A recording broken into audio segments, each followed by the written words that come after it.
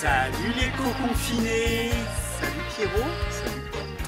Alors, on parle de cocon. Le cocon, c'est vraiment ce fil de soie que le ver va entrelacer.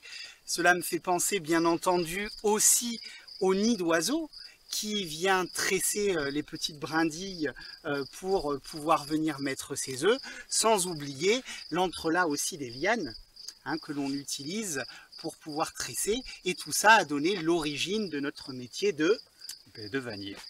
Alors aujourd'hui, dans cet hommage à la nature, nous avons eu envie avec Pierrot de vous faire découvrir la couronne tressée. Et pour cela, eh bien, qu'est-ce qu'on va avoir besoin, mon cher Pierre?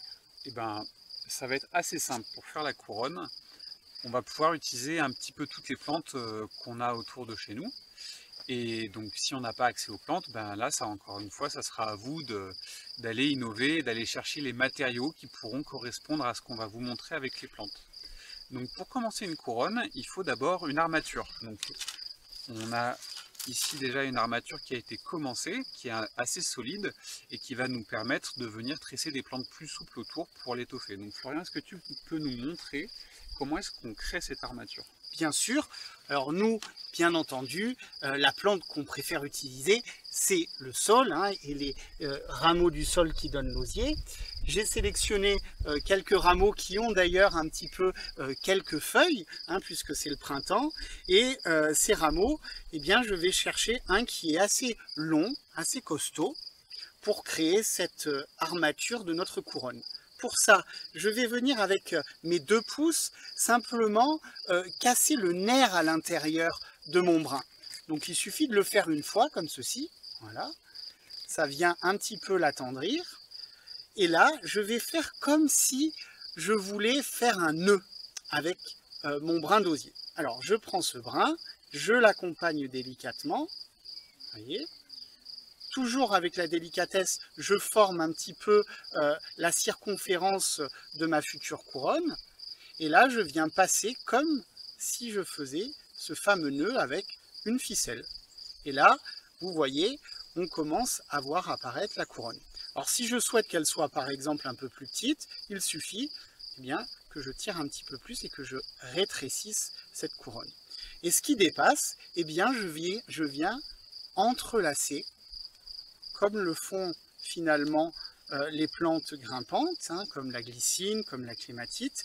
Et là, eh bien, vous voyez que se dessine la première étape de la couronne. Qu'est-ce que tu en penses? Je trouve ça super joli avec les petits bouts qui dépassent en osier vivant. Alors qu'est-ce que tu vas mettre ensuite comme tressage autour? Eh bien, pour étoffer, pour avoir une jolie couronne, l'idée c'est qu'elle soit plus étoffée. Donc on va simplement reprendre un brin d'osier. Donc toujours important de choisir un calibre qui soit pas trop épais, selon un petit peu la dextérité de vos mains. Et là, eh bien, vous voyez mon brin se finit ici. Eh bien, avec la partie fine du brin, qui est là, eh bien, je viens faire le rajout, comme si finalement mon brin se continuait. Et là, je vais tenir et je viens passer à l'intérieur pour continuer mon entrelac. Alors ce qui est vraiment important, c'est d'accompagner le brin et de le laisser prendre sa place. Ne pas trop le contraindre, simplement accompagner naturellement la place qu'il va souhaiter prendre. Et c'est ça qui va donner de jolies proportions à votre couronne. Et là, vous voyez, je continue. Et au fur et à mesure, eh bien, j'ai la couronne qui commence à s'entrelacer. Et tout ce qui dépasse, vous inquiétez pas, parce que tout à l'heure, avec notre sécateur, l'un des outils qu'il va falloir utiliser, vous pourrez couper. Alors ce qui est intéressant, c'est que Florian, il fait bien attention à essayer de ne pas le couder pour qu'on ait une jolie couronne et garder bien l'intégrité de la courbe du brin. Il le modèle un petit peu et il y va délicatement pour éviter de faire des angles qui sont moins jolis, mais qui ne sont pas graves non plus, mais en tout cas on essaye de ne pas en faire. Donc là je reprends un brin, je viens le coincer, toujours avec mes mains, et là je viens par en dessous. Alors si jamais par en dessous c'est moins ergonomique, qu'est-ce qu'il suffit de faire? On retourne. Hop, je retourne. Et n'oubliez pas, c'est aussi une activité que vous pouvez faire en famille avec un enfant, même un jeune enfant. Hein, c'est l'occasion de partager un moment de lien en famille. Donc il y en a un qui tient, l'autre qui tresse, voilà, et on accompagne. Et vous voyez qu'au fur et à mesure, eh bien, j'ai ma couronne qui s'étoffe. Voilà. Super. S'il y a un petit morceau qui part, ben on le remet, ou simplement, s'il ne tient pas, ben on le laisse et on le coupera. Donc ensuite on y va, ainsi de suite, on continue, on rajoute, On rajoute, et pendant que je vais en rajouter des brins, pas des mots, mais je te passe le tour pour nous montrer un petit peu quelle couronne un peu spécifique tu souhaites partager avec l'ensemble des personnes qui nous regardent. Ça marche. Alors moi je vais faire quelque chose d'un petit peu différent, qui est assez simple aussi et que vous pouvez réaliser avec plusieurs plantes. La seule caractéristique qu'il va falloir respecter, c'est qu'il soit quand même assez souple et on va dire de calibre assez égaux. Donc moi c'est facile, j'ai des brins d'osier que j'ai achetés et que j'ai trempés pour qu'ils soient souples, mais vous pourrez le faire avec de l'osier frais ou avec du troène ou avec du cornouiller, enfin tout ce que vous allez trouver sous la main pour faire ça. Donc on va prendre 3 brins de longueur à peu près égale et de diamètre à peu près égaux. Pour commencer, il faut les attacher. Donc pour les attacher, moi je vais utiliser un petit brin d'osier, mais vous pouvez prendre de la ficelle ou ce que vous aurez encore une fois trouvé chez vous. Donc je vais les attacher. Hop, on va faire une petite ligature, donc en venant tourner plusieurs fois autour et en glissant après le petit bout comme ça à l'intérieur. Alors pour ça, c'est pareil, il faut faire une pointe avec le sécateur et venir le glisser dedans. Voilà, tac. Donc on peut se servir d'une pince pour tirer si on a besoin. Voilà, donc là ils sont attachés bien solidement. Alors, maintenant je vais commencer la tresse. Enfin, c'est plutôt une torsade en fait. Un petit peu comme ce que faisait Florian. Mais c'est une torsade simplement à 3 brins. Donc pour commencer, je vais la coincer entre mes genoux. Et je vais positionner ma main, donc les 3 doigts comme ça. Je vais les positionner à l'intérieur des 3 brins. Et je vais venir imprimer une torsion. Donc avec mon autre main, je vais venir bloquer la torsion que j'ai imprimée. Et je vais venir recommencer ma torsion. Et petit à petit, la torsade se crée. Non, l'oiseau fait son nid. Petit à petit, l'oiseau fait son nid et ma torsade se crée en montant en spirale. Voilà, et on la voit apparaître. Donc ce qui est important pour qu'elle soit jolie, c'est qu'elle soit ni trop serrée, ni pas assez. Donc là, c'est vraiment une question de ressenti et ça viendra avec l'entraînement. Donc une fois qu'on est arrivé au bout, il faut bien l'attacher, sinon elle va se débobiner.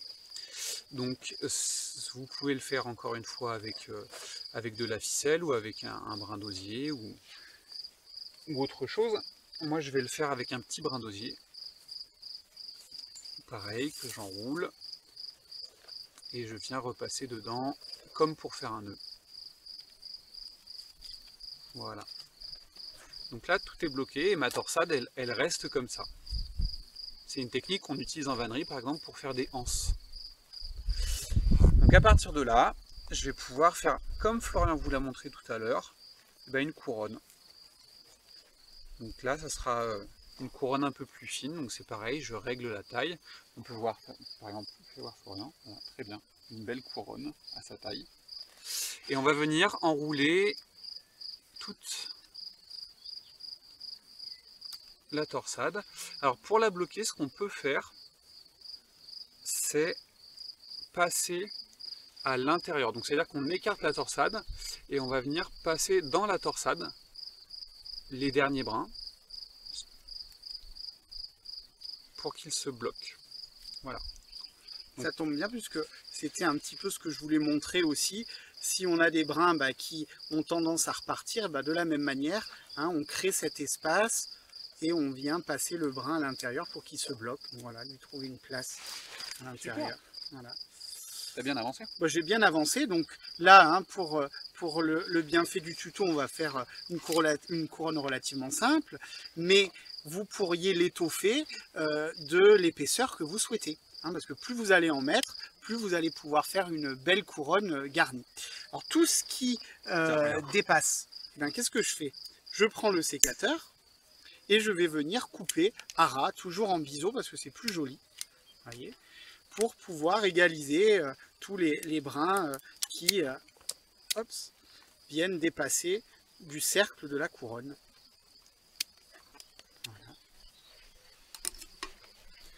On enlève tout ça.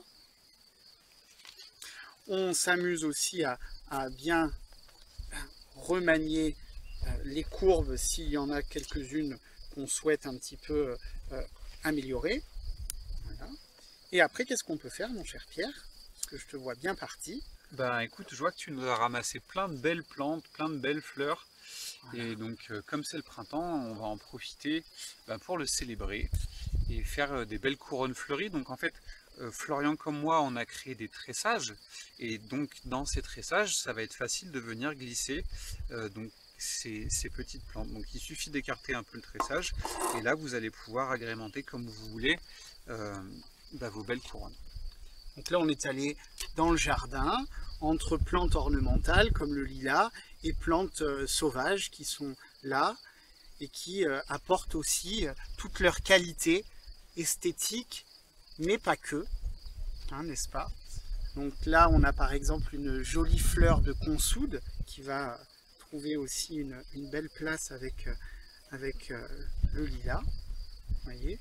Vous avez vu aussi que j'ai gardé les pousses d'osier puisque je trouve ça assez joli. Alors bien sûr, ce seront des couronnes ornementales éphémères, hein, que vous pourrez mettre sur une table ou pourquoi pas vous garnir sur la tête pour un petit spectacle chanté ou dansé. Et que vous pourrez aussi ressortir à Noël ou refaire parce que on peut avoir envie d'en créer d'autres. Jusqu'à Noël, la structure est là, donc on peut garnir d'autres choses, hein. Voilà, des choses naturelles ou des choses plus synthétiques parfois si durant encore ces derniers jours de confinement, on ne peut pas avoir accès à un jardin. Donc n'oubliez pas de nous envoyer aussi vos photos, hein, puisqu'on sera ravis de pouvoir les partager et voir un peu votre créativité à tous. Alors voilà, je continue à mettre quelques petites fleurs de boutons d'or qui sont très jolies. Oui, je vois que tu as l'œil pour ça. Oui, j'aime bien. D'un autre côté, c'est pour ça que je m'appelle Florian. Oui. Florian, Florian, de fleurs, donc c'est printanier. Et donc là, on célèbre le printemps et surtout la joie pour tous de bientôt retrouver la nature. Donc, mon cher Pierre, merci pour ce tutosier. Écoute, merci à toi aussi pour tes partages. Donc, on vous souhaite plein de beaux tressages et n'hésitez pas à nous envoyer des photos de ce que vous avez fait. Alors, plein de belles choses et vive le lien. Au revoir. Allez, à bientôt.